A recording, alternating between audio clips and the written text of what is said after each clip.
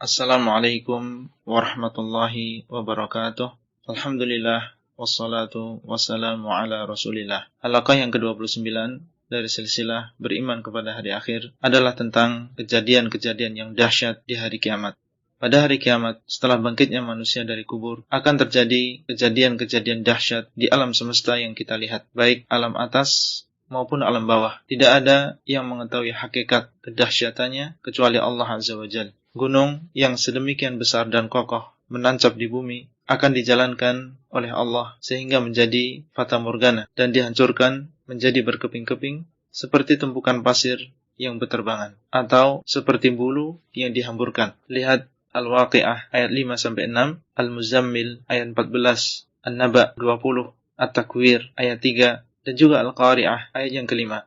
Bumi yang sebelumnya tenang akan digoncangkan dengan segoncang-goncangnya dan dibentangkan, kemudian diganti sifatnya sehingga menjadi jelas, rata, tanpa gunung, tanpa lembah, tanpa pohon. Lihat surat Thaha ayat 105-107, Al-Waqi'ah ayat 4, At-Takwir ayat 3 dan surat Az-Zalzalah ayat yang pertama. Laut-laut akan meluap sehingga menjadi lautan yang satu dan akan menjadi lautan api. Lihat surat Al-Infitar ayat 3 dan At-Takwir ayat yang ke-6. Langit yang 7 yang sangat tinggi dan sangat besar yang Allah tinggikan tanpa tiang pada hari itu akan menjadi sangat lemah, akan bergetar dan pecah dan akan berubah warnanya menjadi warna merah seperti mawar. Lihat surat Al-Haqqah 16, Al-Infitar ayat yang pertama, Al-Insyiqaq ayat yang pertama, Ar-Rahman 37, At-Tur 9, At-Takwir ayat yang ke-11 dan juga Al-Furqan ayat yang ke-25. Matahari akan digulung dan lenyap cahayanya, Takwir ayat yang pertama.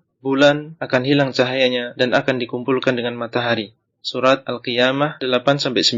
Rasulullah SAW bersabda, Asy-syamsu wal qamaru mukawwarani yaumal qiyamah. Matahari dan bulan akan digulung pada hari kiamat. Hadis riwayat Bukhari. Bintang yang sedemikian banyaknya akan berjatuhan dan lenyap cahayanya. Lihat surat Al-Infitar ayat yang kedua dan At-Takwir ayat yang kedua. Ada sebagian ulama kita yang mengatakan bahwasanya semua ini terjadi di antara dua tiupan. Allahu a'lam, Allah yang lebih mengetahui mana yang benar, dan yang penting bagi kita semua bahwasanya kita diperintahkan untuk takut dan supaya kita mempersiapkan diri untuk menghadapi hari tersebut. Itulah yang bisa kita sampaikan dan sampai bertemu kembali pada halaqah selanjutnya. Wassalamualaikum warahmatullahi wabarakatuh. Abdullah Rai di kota Al-Madinah. Materi audio ini disampaikan di dalam grup WA Halaqah Silsilah Ilmiah HSI Abdullah Rai.